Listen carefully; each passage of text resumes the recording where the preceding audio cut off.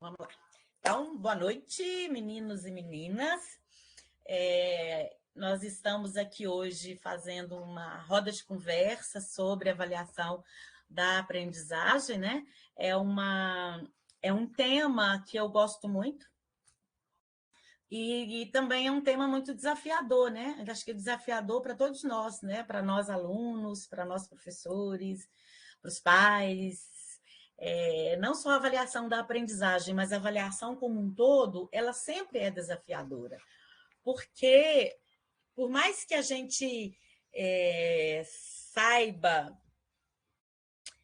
as finalidades, os objetivos de uma avaliação, a gente tem dificuldade, às vezes, de ser avaliado e outras vezes de avaliar, né, gente? Ser avaliado, botar o dedo nas nossas feridas, né, é uma coisa que às vezes causa um desconforto. E esse lance, porque a avaliação, de um modo geral, se eu pedir vocês para fazerem uma avaliação do curso, da aula, do momento hoje, coloca o dedo na ferida, né? Porque vocês vão falar de coisas boas, mas vão falar de coisas também que poderiam ser melhoradas e tal. Então, essas críticas que a gente fala, olha aqui, Valéria, é uma crítica, mas é uma crítica construtiva, com o maior carinho do mundo, cara. Crítica é crítica, entendeu? Claro que com carinho ela dói menos, né? Às vezes o desconforto é menor, alivia, mas crítica é crítica. Então, assim, tanto que a gente avalia o aluno até quando não é formalmente, né? Na sala dos professores, estamos tomando café e estamos avaliando o aluno o tempo todo. Encontramos na rua com um colega, nossa, você viu aquela turma de eletrônica? Meu Deus, eu não estou aguentando aqueles alunos. O que você está fazendo, Edilson? O que você está fazendo com aqueles alunos? Então, gente, nós vivemos a avaliação, nós avaliamos os atendentes, nós avaliamos o serviço, nós avaliamos os alunos, nós avaliamos condutas, posturas, tal, mas nós temos dificuldade em sermos avaliados, né? E talvez até temos um pouco uma certa dificuldade de praticarmos a autoavaliação. E isso é um processo histórico. A gente foi construído assim, né? A avaliação é um processo socioeducacional, cultural, político, educacional e tudo mais.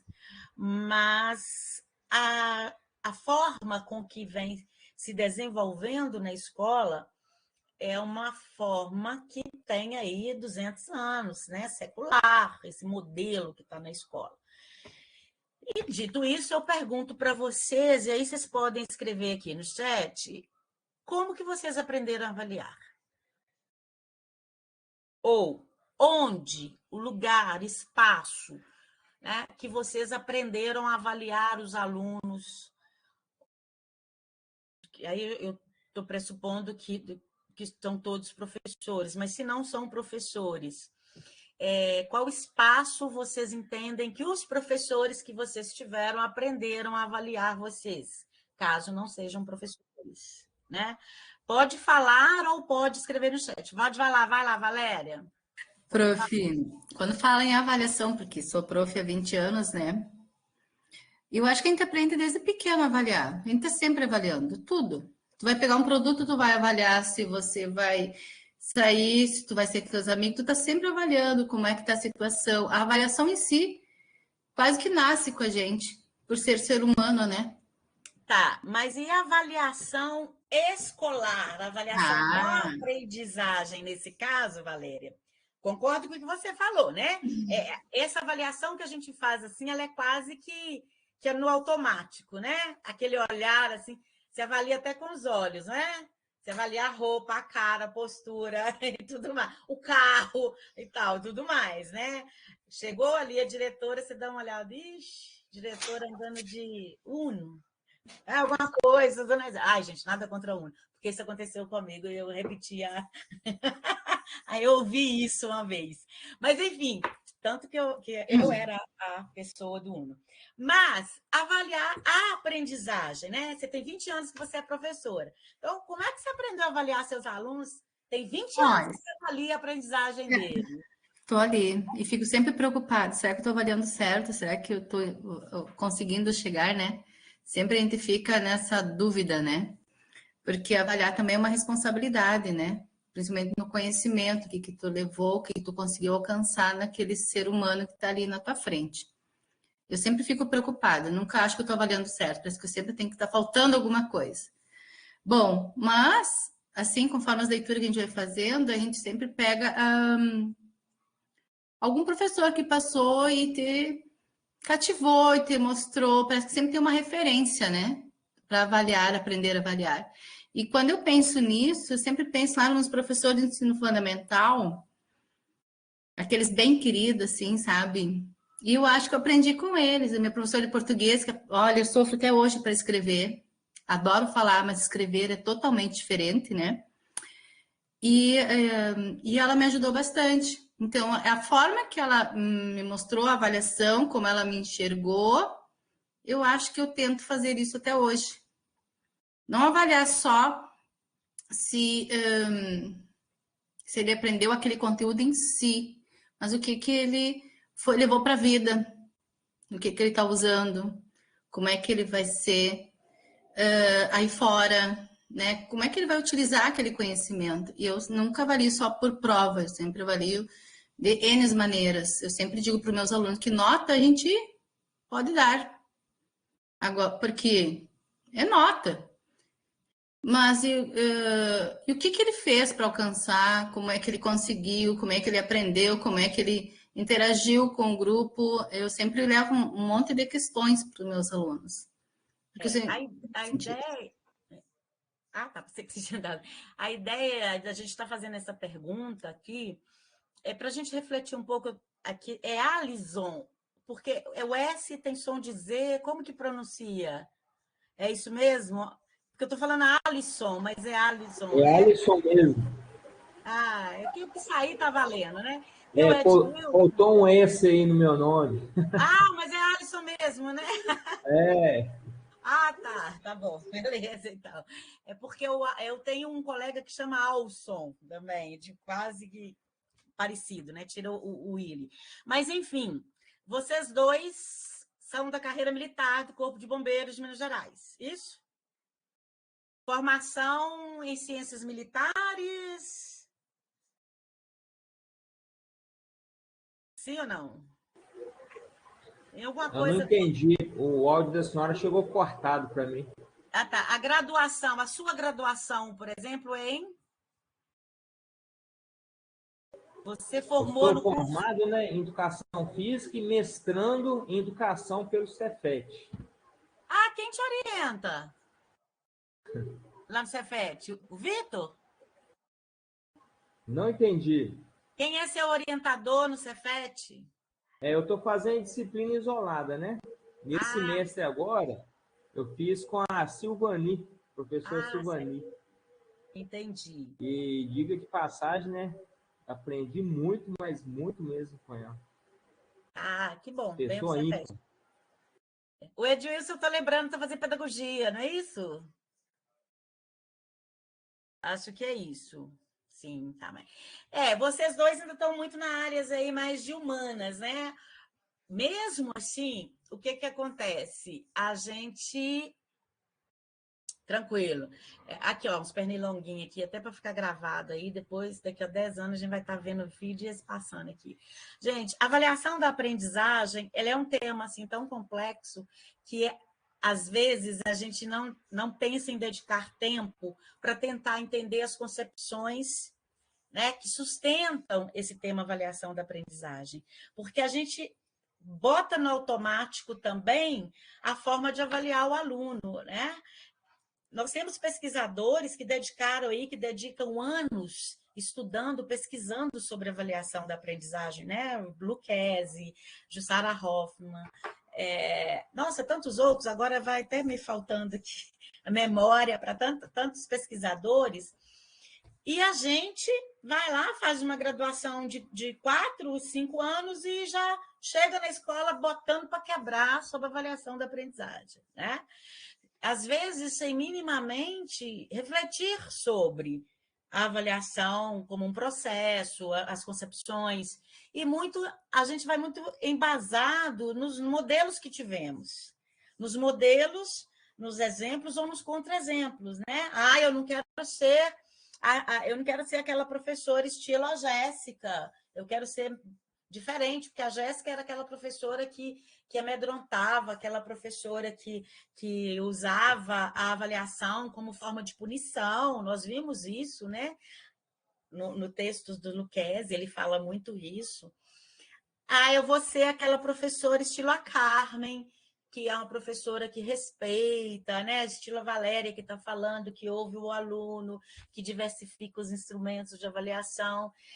Será que isso é suficiente para a prática de avaliação? Porque quando a gente fala em avaliação, a gente está sempre também pensando em nota, né? A gente, muitas vezes, avalia... Isso mesmo, Paulo Freire já falava isso há muito tempo, né? Isso é cada vez mais certo. Quem ensina, aprende, e quem... A gente aprende enquanto ensina, ensina enquanto aprende, né? Um trocadilho, mas é isso mesmo. Quando a gente prepara a aula, eu até brinquei, no próximo semestre eu vou oferecer uma disciplina no mestrado que é sobre currículo, que eu fiz pesquisa, estudei currículo no meu mestrado, aí depois a gente dá uma distanciada dos temas, né? Então, eu estou precisando, de novo, de ler mais coisas sobre currículo, e nada melhor do que você ensinar, porque ao mesmo tempo você aprende. Você aprende quando você está preparando a sua aula, né? Preparando a disciplina, e você aprende quando você está desenvolvendo a aula, porque você aprende na troca com o seu aluno. E eu aprendo muito com os meus alunos, e isso é maravilhoso, são aprendizados que enriquecem muito o meu dia a dia. Inclusive, avaliar, né? Eu aprendo a avaliar com meus alunos, mas eu aprendo a avaliar também lendo, estudando, pesquisando, tendo acesso às pesquisas já desenvolvidas. E isso é importante, né? É isso que a gente precisa aprender, e a finalidade dessa disciplina é a gente refletir um pouco sobre a avaliação nos espaços educativos e o que nós podemos ampliar desse conceito, né? Ampliar do que a nossa prática, sair dos quadradinhos, das caixinhas de avaliação, né? E isso é tão viciante, tão preocupante, tão alienante, que nós, pais, nós, sociedade, professores, alunos, a gente trata a avaliação como uma coisa assim, gente, como uma nave espacial, sei lá, alguma coisa assim, muito especial também, que a gente fala, quem nunca falou isso com filho, sobrinho, ouviu alguém falar, olha ali, vou ver quem, Silmara, vai dormir que amanhã você tem prova, amanhã você tem que acordar cedo, Silmara, vai estudar para a prova. Hoje eu não posso sair, não, porque eu tenho que estudar para a prova, eu tenho prova amanhã. Não existe estudar para a prova, a gente estuda todo dia para aprender, mas nós não aprendemos isso e nós não ensinamos isso. Quem nunca falou para o aluno assim, presta atenção nesse conteúdo porque vai cair na prova. E isso é sério. A prova tem que ser espontânea, a prova ela tem que ser um processo, a prova tem que ser quase que uma aula. Claro que ninguém está falando de aprovar aluno sem saber se ele sabe ou não determinados conteúdos, não é isso. Mas é sobre saber acompanhar o processo do aluno, que não é fácil, gente, mas não é impossível. Então, assim, criar uma rotina de tal forma que o aluno nunca vai saber se é aula ou prova, porque é tudo misturado. Eu estou falando prova para entender que a própria prova não precisa ser aquela prova tradicional, né? Mas na verdade, a palavra prova deveria ser substituída por avaliação, mas é para tentar entender mesmo, e é de propósito que eu estou falando de prova, porque prova tem sido o único instrumento utilizado pelas escolas para avaliar os alunos. Gente, não, eu dou trabalho em grupo. Eu dou trabalho em grupo valendo 1 ponto, mas eu dou prova valendo 15. Né? Então, os pesos são desproporcionais. E será que a prova prova o que o aluno sabe? A prova, ela poderia servir de um parâmetro, né? Olha, gente, mas o que aconteceu ali? Deixa eu ver um nome aqui que eu não falei ainda. Acho que eu já falei de quase todo mundo. Irislane. Gente, o que aconteceu com a Irislane? Ela é participativa, na sala ela trabalha bem, ela responde isso, tal, tal. Eu dei uma prova valendo 10 pontos, ela tirou 2, 3, 4. Eu tenho que dar conta de perceber isso.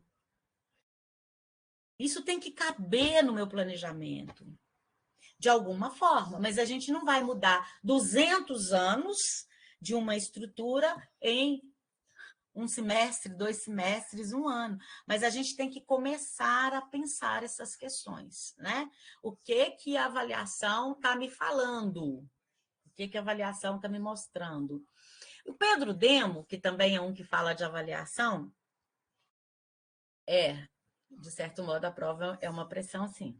O Pedro Demo fala uma coisa, chama atenção para uma coisa, claro que eu vou estar falando com outras palavras, não com a dele, mas eu já estou citando de forma indireta o Pedro Demo aqui, é um professor da UNB, da área de educação, ele fala que se a gente já prestou atenção, e quem trabalha na rede federal, quem é professor da rede federal, teve algum contato, principalmente, vai saber muito isso, principalmente quem for do Cefet que estiver aqui, a gente tem a Semana CIT, a gente tem mostra de cursos técnicos, a gente tem projetos BIC Júnior, PIBIC, a gente tem vários, desenvolve vários tipos de trabalhos que agregam ensino, pesquisa e extensão dentro citando exemplo aqui das instituições da rede federal, por exemplo, citando exemplo, e aí aula gravada, sem ser ensaiada, é isso mesmo, tá, gente? Está tudo bem.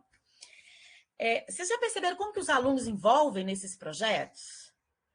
Esses projetos que talvez terá lá um produto, sei lá, junta os alunos da formação geral com a formação técnica e eles vão para o laboratório, ou eles vão fazer teatro, ou eles fazem uma peça em inglês, junta lá a cultura, a parte técnica e sai mega projeto. Eu tenho experiências assim fantásticas de vivências de projetos desenvolvidos por alunos orientados, né, por um professor, alunos do nível médio, que é da educação profissional técnica de nível médio, que desenvolvem projetos fantásticos. Por que esses alunos conseguem fazer bons projetos, ter bons resultados, mostrarem que dão conta do recado, mas na hora da avaliação, vai lá e tira a nota ruim? Será que isso não incomoda? Porque, gente, eu não posso entender um professor que tem 20, 30, 40 alunos em cálculo, por exemplo, na engenharia, e que 100% da turma é reprovada, sendo que X% só se reprova em cálculo. Como que ele é aprovado em projeto arquitetônico ou em linguagem de programação, sei lá, ele é aprovado lá na química, ele é aprovado em todas as outras disciplinas e somente cálculo ele é aprovado. 100% da turma tem que ter uma reflexão. Eu não posso achar que eu sou o bambambam, o terror da escola. Não cabe mais isso no século XXI. A gente não pode mais pensar na pedagogia do medo. Nós temos que pensar Paulo Freire, esperançar nossos alunos, esperançar nossos docentes, esperançar nossa instituição, esperançar nossa sociedade. E esse esperançar, ele passa pela escola, ele passa pela sala de aula, ele passa por nós, né? Então, há 40 anos, você tem um professor que causava medo, que você tinha pavor, que você tinha vontade de matar a aula, porque já não era aceitável. Mas, dadas as circunstâncias da época, digamos que seria tolerável, né? Mas esses alunos também mudaram. Esses meninos de hoje não quer respeitar pai, mãe, professor, escolas, respeitam ninguém, não. Gente, como assim? Será que você, eu estou falando de um modo geral, né? que nós estamos respeitando para sermos respeitados? O que significa esses alunos não nos respeitam, esses alunos não estão interessados, esses alunos... Porque a gente faz o discurso da culpabilidade para nos isentar de qualquer peso que possa vir a ter na nossa consciência, né? Claro que a gente tem problema com o aluno, claro, óbvio, mas a gente não pode ter 100% dos alunos, 50%, 60%, 70% dos alunos nesse perfil. Agora, os nossos filhos, os nossos sobrinhos, os nossos netos aí, né? Eu tenho neto, vou falar dos meus netos também. Eles foram os filhos que nós fomos? Claro que não. Nós fomos criados na chibatada.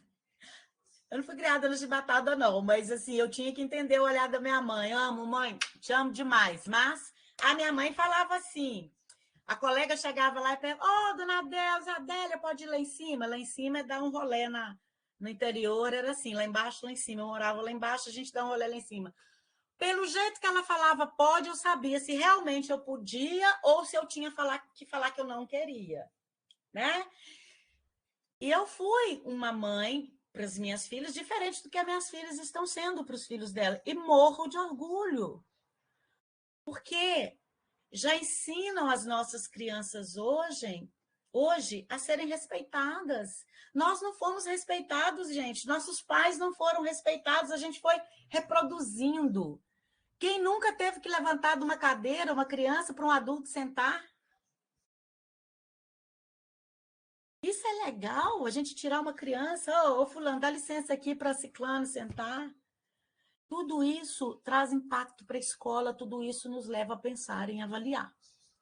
Eu estava conversando com as minhas duas filhas, que morro de orgulho, né? Eu tenho o Antônio, que é meu primeiro neto, de 4 anos, e a Letícia, que é a caçulinha de 2 anos. Eu estava até brincando, gente. Nós respeitamos esses meninos, empoderamos mesmo, mas também agora nós temos que aguentar, né? Porque eles já vão crescendo, sabendo o que quer, o que não quer. Já sabe falar não, já sabe não quero. Por que para uma criança a gente tem que chegar e falar, né? Você já cumprimentou o ciclano? Vai lá e dá um abraço. Cara, a gente não fala isso com um adulto, né? Eu vou abraçar e tal, se eu quiser. Tudo isso para a gente pensar. Ah, tá, mas só voltar, que eu estava conversando com elas, a dificuldade que é hoje a gente ter uma educação respeitosa. Porque quando a criança faz uma birra, a sociedade, as pessoas querem que a gente vá lá na... Ah, com isso, vou te pôr de castigo, não sei o quê, cantinho de pensamento, né? E, pelo contrário, o que a neurociência, o que os estudos estão nos ensinando hoje? Acolher. Acolher a dor do outro. Aquela birra é uma forma de falar, não estou feliz, não quero isso. E o tanto que é difícil a gente acolher com tantos olhos julgando aquela mãe que tem aquela educação do acolhimento. Porque nós avaliamos o tempo todo, lembra? Dentro da escola, fora da escola. Então, nós avaliamos. E aí, aquela criança de 2 anos, porque tem um período aí de... Ai, gente, não vou lembrar, mas estou estudando isso na neurociência, tá? Tô fazendo um curso para ser vó e dar conta, tá? Tem um período que ele é mais crítico na fase dos 2 anos de idade ali, 1 ano e alguma coisa, 2 anos, mas vai até 4, mas o mais crítico está nessa faixa etária, em que na birra a criança muito automaticamente vai lá e dá um tapa na mãe, ou no pai, de quem ela gosta. Gente, a criança não sabe que ela está agredindo, pelo amor de Deus, nós precisamos pensar com a cabeça da criança. Quando ela faz isso, lá, tá batendo na dela, ela vai crescer, vai bater na mãe. É isso que dá. Entendeu? Então, assim, precisamos de pensar essa nossa cultura da avaliação, essa cultura do julgamento, que a gente pratica na sociedade, a gente pratica na nossa vida social, a gente pratica quando está no shopping, quando está num show, quando está em qualquer espaço social. A gente precisa refletir sobre ela, porque ela nos coloca no automático e a gente transfere isso para a sala de aula também no automático. Então, nós reproduzimos na sala de aula aquilo que nós aprendemos durante os anos da nossa vida de estudante, né? Então, a ideia da gente estar conversando aqui hoje é justamente a gente entender que a avaliação, ela não nasce com a gente aprende a avaliar de tudo de certo modo, né? Até quando eu estou. Porque a minha avaliação, ela é sustentada por tudo aquilo que eu sou como pessoa. Se eu sou feminista e saio na rua e vejo uma mulher lá, uma menina, de short curto, de saia curta, para mim vai ser tranquilo. Ela é ideal, né? Posso até ter inveja do corpito, né? Porque para botar um short curto, uma saia curta, deve ter um corpão. Beleza. Se eu sou uma pessoa mais tradicional, radical, eu vou falar lá. Depois, porque ainda tem essa cultura, né? Das mulheres aí. Outro assunto. Mas eu já vou analisar com aquilo que eu acredito. Olha, para que usar aquela roupa tão curta? Né? Podia um pouquinho mais comprida. Estou avaliando. E estou avaliando com base em quê? Na minha crença. Seja ela religiosa, política, né? Embasada na minha história de vida. Eu trago tudo que eu tenho que me constitui um ser social, porque eu sou um ser social, político. Né? Nós somos seres políticos. Não estou falando de política partidária, eu estou falando de político como uma pessoa que tem direitos, que tem dever, que vive em sociedade. Então, eu utilizo tudo aquilo para eu traçar determinados julgamentos. Né? Até o meu batom agora, se ele está bonito ou não, que eu passei aqui para vocês especialmente, espero que todos achem que está lindo, maravilhoso, mas ele está aqui correndo risco de sofrer uma avaliação. Entenderam? Para que a professora passou um batom daquela cor? Oh, porque... Então, a gente precisa extrapolar essa fase que a gente vai aprendendo a avaliar desde que a gente nasceu, a julgar, a tecer comentários. E quando a gente leva isso para a sala de aula, a gente precisa pensar mais ainda em avaliar, em me avaliar, em me autoavaliar como professor, propor a esses alunos que também se autoavaliem, porque nós e os nossos alunos também não sabem se autoavaliar. A gente é daquele de levar vantagem. Nós temos progressão funcional. E a gente tem que fazer autoavaliação e tem que fazer a avaliação do colega. Será que nós somos justos quando nós nos autoavaliamos? E mais, somos justos quando avaliamos os nossos colegas com a finalidade deles conseguirem, né, subir lá no mudar de nível no plano de carreira? Ou será que nós não somos daquele, tem que tirar no mínimo 8 para mudar de nível? Mas aqui, gente, ela não é muito boa, não, ela mata, não vem enrolando, mas aqui.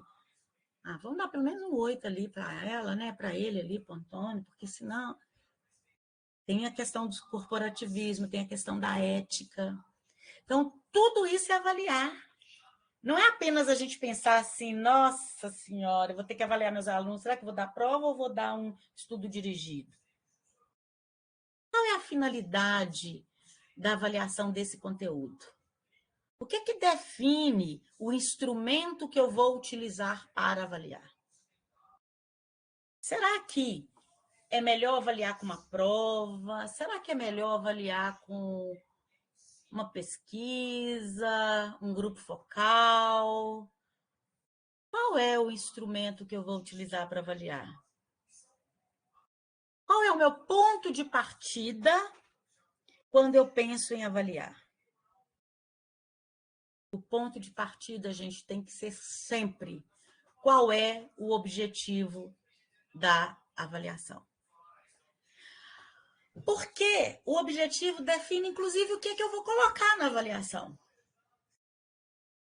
Eu quero que os meus alunos aprendam as teorias curriculares.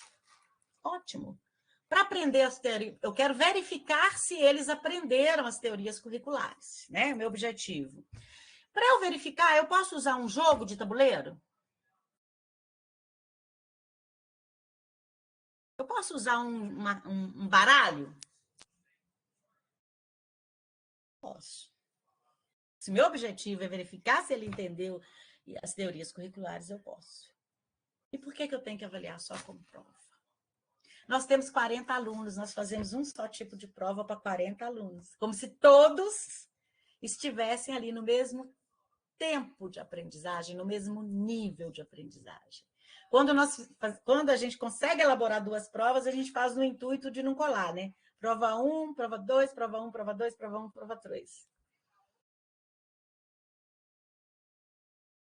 Quando nós vamos falar... Então, aí nós temos aqui, e especialmente esse encontro, essa roda de conversa que só eu estou falando por enquanto, mas eu vou ouvir vocês. Já ouvi a Valéria, né? Valéria também, mas os outros estão caladinhos, tá, gente? Por isso que eu estou monopolizando a fala aqui. Alguns aqui eu estou prestando atenção aqui no chat. Mas eu vou abrir um espaço para a gente estar conversando. Eu quero provocar mesmo vocês e quero encontrar alguém que vai discordar aqui e que vem para a briga comigo aqui para a gente buscar mais argumentos, né? Para defender as posições que a gente já acredita nelas. Mas eu falei tanto, né? E a cabeça da professora vai fazendo assim, a gente esquece um pouquinho onde é que eu estava, me ajuda, ponto de partida aqui. Eu falei que é o objetivo, que ele vai definir. Ah, tá, estava falando ali da prova, né, do instrumento, seja uma prova, um estudo dirigido, tal, que a gente vai fazer para os alunos. Quando nós vamos fazer, e aí eu estava falando que como esse encontro, essa roda de conversa para os alunos do mestrado, que muitos utilizam questionários como instrumento de pesquisa, não é isso? Quando a gente faz um questionário para instrumento de pesquisa, qual é a orientação do orientador ou dos pesquisadores na área aí de metodologia de pesquisa, de elaboração de questionários? O que eles falam que a gente tem que fazer antes de aplicar o questionário? E já foram reprovados nessa aí, ó. Alô, pessoal de metodologia de pesquisa, reprova esse povo aí, ó. Vou mandar a lista porque não estão sabendo prender, não. Testar, não é isso? Fazer o teste. Então, se eu vou aplicar um questionário, por exemplo, eu coloquei um questionário lá no Google Forms para os alunos do Prof. EPT encaminharem para professores, não foi isso? Antes de disponibilizar aquele questionário, o que eu fiz? Aquele formulário, o que eu fiz? Enviei para alguns colegas que são professores para eles responderem como teste. Né? Geralmente, um ou outro fala, esse aqui não está claro, esse aqui melhor aqui ali, pá, você vai lá, melhora e disponibiliza o questionário, ok? Eu corro menos risco fazendo isso das pessoas não entenderem o que eu estou perguntando, o que eu estou querendo saber, o dado que eu quero coletar. Né? E por que a gente não faz isso com avaliação? Ano passado, a Andréia não está aqui, ela fez essa disciplina comigo, se ela tivesse, ela ia lembrar. Ano passado, não, acho que 2000, nós já estamos 23, 22, 2021. Eu dei essa disciplina avaliação da aprendizagem num lato senso à distância, e a gente fazia esse momento síncrono. E aí eu fiz uma avaliação, um testezinho, uma enquete. Ah lá, a Andréia está ali, eu não tinha te visto, não, Andréia, você mesmo. Você estava nessa aula desse dia, Andréia? Desculpa, eu não tinha te visto aqui. E eu fiz tipo uma enquete com eles, e aí, quando eles responderam, eu vi que a maioria tinha errado a questão. Eu falei, como é que pode esse povo errando a questão? E aí eu fui perguntar, gente, mas por que vocês erraram isso aqui?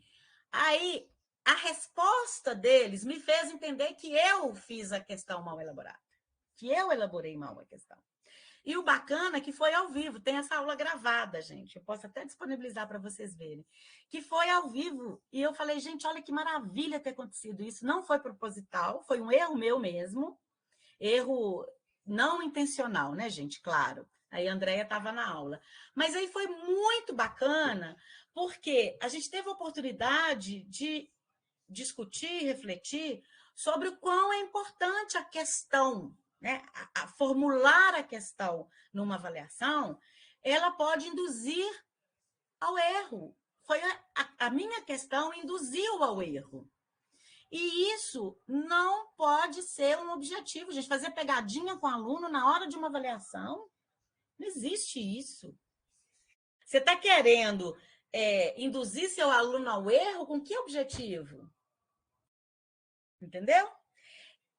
Então, assim, foi muito bacana, porque uma professora pedagoga, doutora em educação, que pesquisa e escreve sobre avaliação, e mesmo assim ainda errou. Isso mostra que a gente também erra e que a gente também tem que ser tolerante com os erros dos outros, né? E que a gente tem que ter a humildade pedagógica de reconhecer quando a gente erra. E só foi possível isso no momento em que eu ouvi os alunos por que eles erraram aquela questão, que eu não esperava que eles fossem errar, né? Um ou outro, tudo bem, mas a maioria. Então, quando eu ouvi os alunos, eu vi que a questão induziu ao erro, né? Que a minha pergunta, a forma que eu redigi a pergunta, induziu ao erro. Se todos nós tivéssemos a oportunidade de refletirmos sobre os erros também dos alunos, de ouvir dos alunos o porquê eles erraram, eu acho que a gente teria... a avaliação passaria a ter outro sentido. Com isso, gente, eu não quero trazer discurso de culpabilidade para o professor. Eu acho que o professor, ele é vítima de um projeto, como já dizia na década de 30 Darcy Ribeiro, de um projeto de educação pública precarizada, fardada ao fracasso mesmo, né? Principalmente professores que trabalham em escolas públicas, têm que trabalhar 2, 3 turnos, 2, 3 escolas, para ter dignidade de sobreviver, né, minimamente nesse mundo aí, né, capitalista que nós estamos nele. Então, a ideia não é culpabilizar, a ideia é provocar reflexões.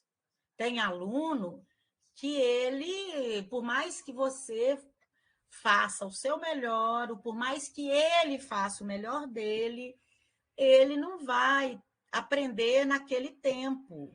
A neurociência fala com a gente, tem uma coisa que chama plasticidade cerebral. Vocês viram isso com a Márcia Goretti, aqui quem está fazendo o projeto de extensão, viu com a Márcia Goretti. Quem é da formação de professores viu também que a Márcia Goretti, isso. Quem é do ProfEPT, eu não sei se vocês tiveram alguma disciplina de neurociências, vou até ofertar como tópico especial, viu? Uma neurociência para vocês do ProfEPT. Então, tem uma coisa que chama plasticidade cerebral, que é a capacidade que o nosso cérebro, o cérebro do ser humano tem, de aprender tudo a todo tempo. Né? Por isso que, às vezes, as pessoas têm uma lesão cerebral e ele consegue voltar né, a aprender e tal. Só, gente, que o tempo não é o mesmo. O meu tempo não é o mesmo do Alisson, do Antônio não é o mesmo da Valéria não é o mesmo da Antônia, e por aí vai. Então, aquele aluno, ele vai precisar de talvez mais um ano. Então, ele vai ser reprovado, porque o tempo dele é diferente. Não é porque ele não vai dar conta de aprender, é porque o tempo dele aprender é diferente dos outros. Entenderam? Por isso que, às vezes, alguns alunos repetem 2 anos, 3 anos, e depois eles vão embora. Então, a gente não está fazendo aqui nem defesa de aprovação automática, né? Vamos lá, faltou lá 5 pontos, não é nada disso, a gente não está falando disso. A gente aqui está falando que não. Eu ia falar uma coisa aqui, mas ia interferir numa atividade que os meninos estão fazendo. Então, eu não posso falar isso aqui agora. Ainda mais que vai ficar gravado. E todo mundo vai acertar a questão lá. E eu quero que eles errem, porque a gente também não é santo, entendeu? A gente também quer usar lá né, o garfinho lá do diabo para poder fazer uma ostentação. Mas não é isso, não. Eu quero dizer é que... Vou brincar com vocês, tá vendo? Toda vez que eu brinco com vocês, eu perco a concentração aqui, ó. Isso é sério. o que eu quero dizer é que a gente precisa de saber até se esse aluno nosso precisa de mais tempo ou não.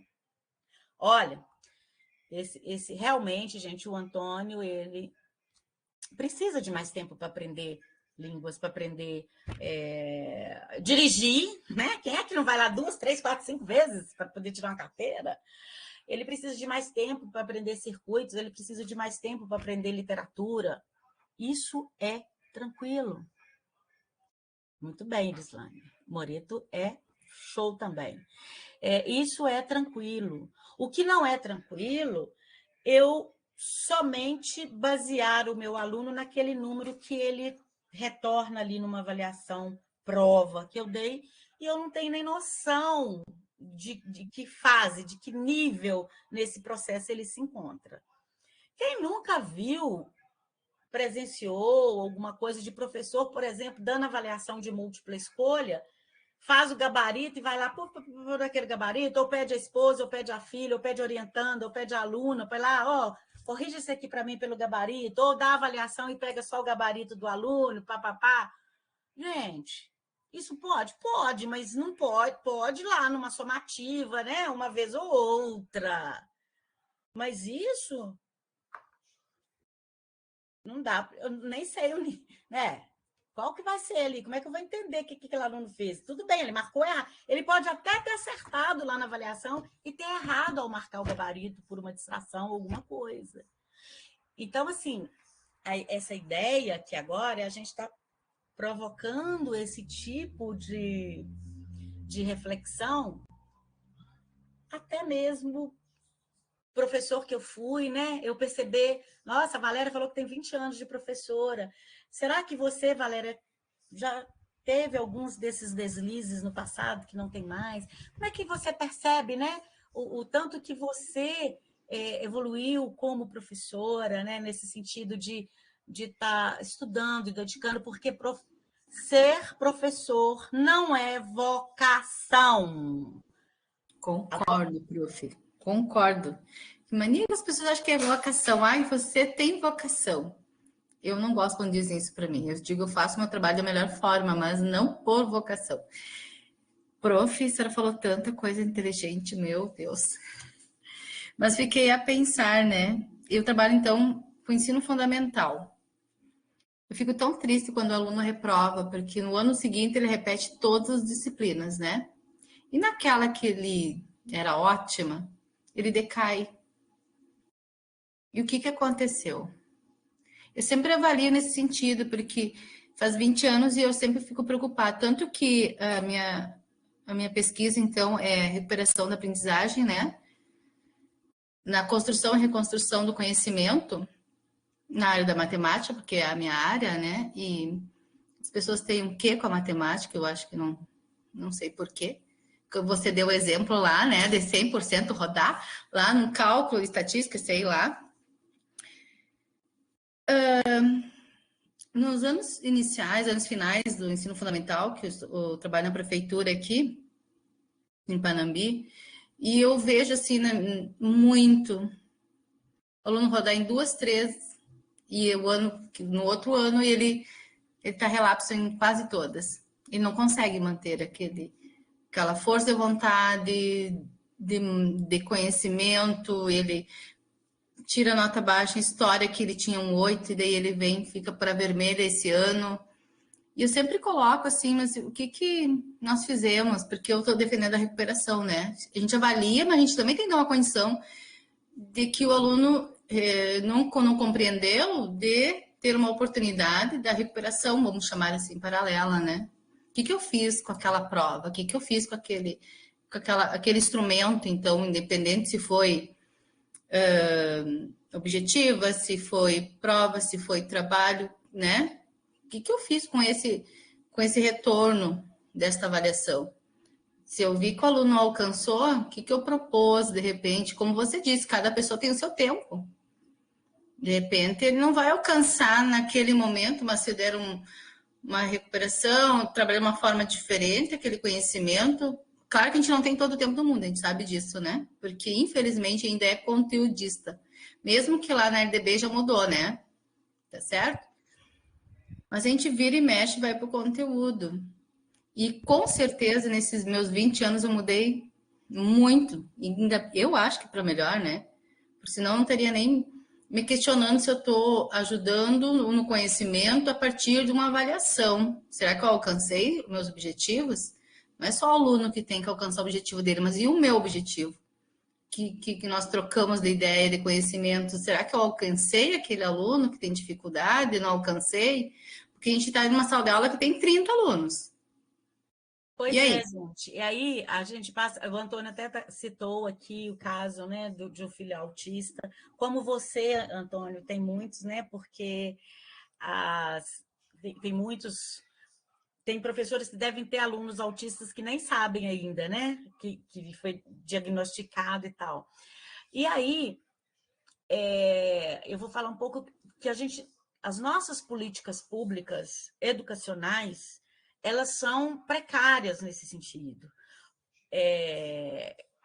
Como a gente tem duas coisas: a lógica do aluno, que é um número.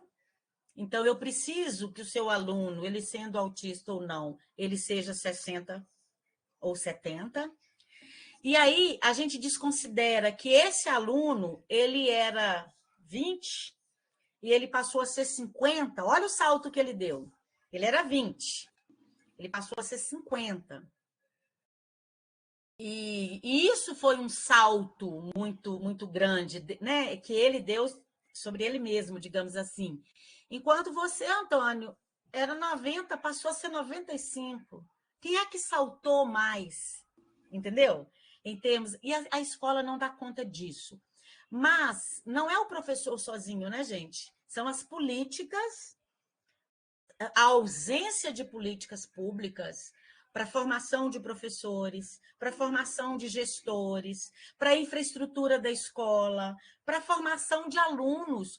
Gente, os nossos alunos precisam aprender a estudar, mas não é esse aprender a fazer, a ser, a estudar que coloca nesse mundo assim como vai falando, a gente nem. É aprender a estudar mesmo, aprender a entender como que o cérebro dele aprende.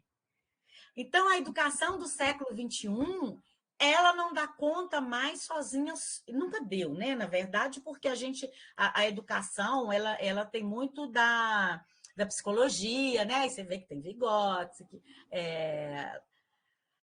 Dalpelin, são tantos pesquisadores que aqui agora que foram importantes para falar do desenvolvimento, né, humano, psicológico e tal. E a gente tem aí, nos últimos 20 anos, a neurociências que vem trabalhando cada vez mais, dando cada vez mais dicas. Ela não é a salvadora. Neurociência com barriga vazia do aluno, neurociência com professor mais mal pago, neurociência com escola caindo aos pedaços, sem computador, sem isso aqui, não vai resolver nada.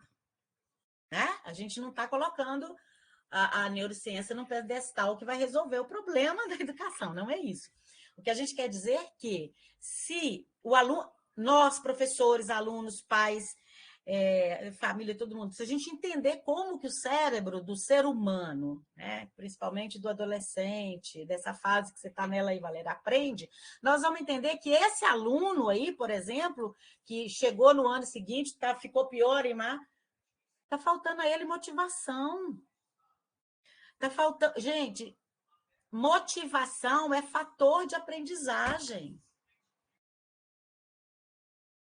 Empatia é fator de aprendizagem. Você pode não gostar. Olha, Valéria, odeio matemática, mas a Valéria é uma professora maravilhosa. Eu estou até aprendendo matemática. Ninguém nunca ouviu falar isso. Gente, eu adoro inglês, mas aqui, o Antônio, ele é tão difícil, tão chato, tão tudo que eu tô odiando inglês. Vocês nunca ouviram nenhuma fala nesse sentido? Então, essa relação aqui, ela impacta no processo de aprendizagem. Isso é ciência, né? Não é igual aí voltando à questão do professor por vocação, porque é uma provocação que eu também faço. A gente pode até ter vocação, assim como algumas pessoas têm vocação para medicina, para o direito, para engenharia, né? E a gente não fica, olha, Antônio, você tem vocação para engenheiro, hein? Ninguém fica falando isso o tempo todo com eles. Mas com o professor fica, que é por vocação. Não, gente, não é por vocação, não. É por estudo, é por labuta, é por pesquisa. Então tem que estudar, tem que ler, tem que saber o que é avaliação, tem que saber de concepção. É muita luta. Pode ter vocação? Pode, mas não é por vocação tão somente.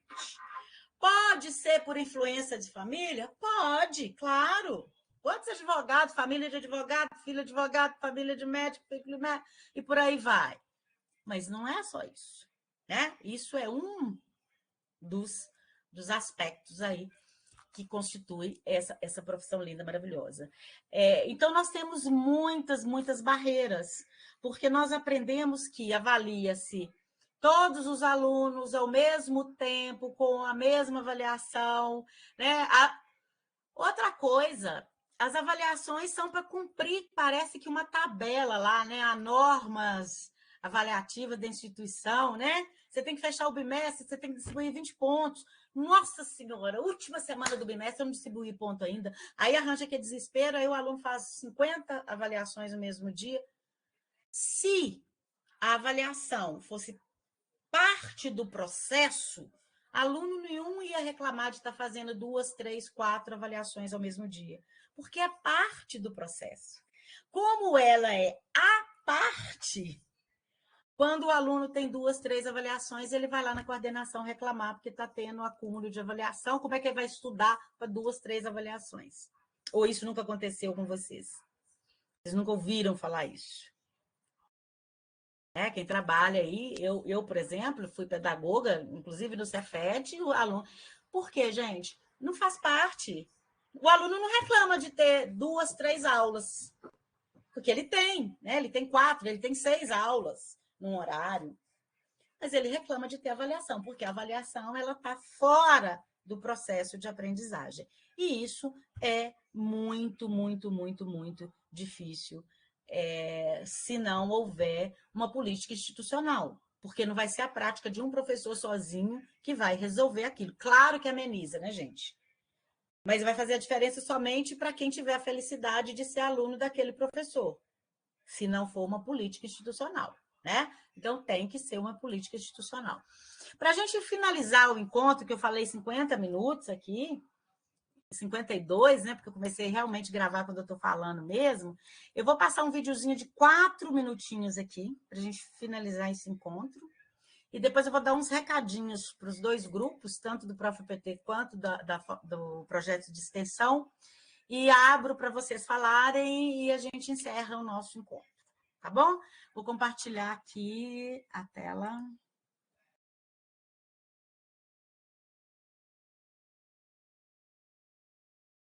Olha se vocês estão ouvindo aí direitinho.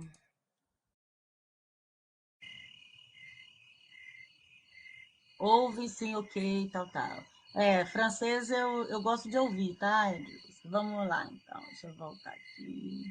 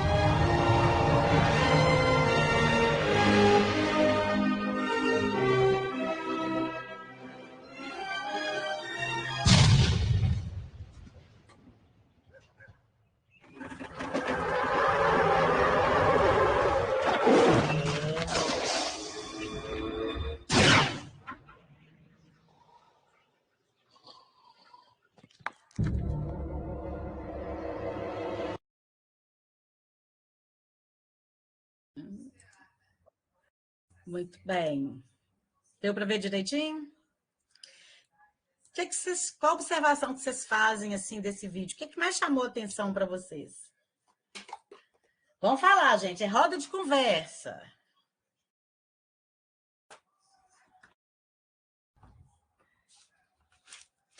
Estou anotando aqui para dar nota, para quem falar. Para a Dirlinda, professora aqui, ó.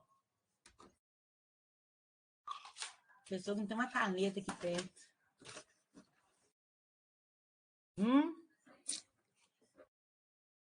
Aí vou falar, então, já que vocês não falam.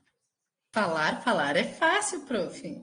Já vou eu de novo, meus colegas vão se enjoar, vai dizer, lá vem ela de novo. Eles não falam, então você pode usar o seu tempo e o tempo deles, né, Valéria? Pois é, mas tu viu que professor sério, né? Só na caneta. E pior é que eles botam tudo igual. Da onde, meu Deus? Eu amei você fazer essa observação, porque a gente sabe que o vídeo foi feito para mostrar o lado bacana, né, do filme lá, do curta, não sei nem como que se refere cinematograficamente falando. Mas vocês observaram o tamanho do professor, o tamanho do aluno? É a questão simbólica, né? O professor é um grandão, o professor é... e o aluno minúsculo, né? Aquela coisa do registro. Gente, se eu fosse fazer uma avaliação aqui oral com vocês, eu estou perguntando, escrevendo aqui na minha pranchetinha, enquanto vocês falam, vocês acham que vocês iriam agir naturalmente, falar como se fosse só uma conversa, ou isso, a minha postura iria implicar na resposta do aluno, de vocês, no caso?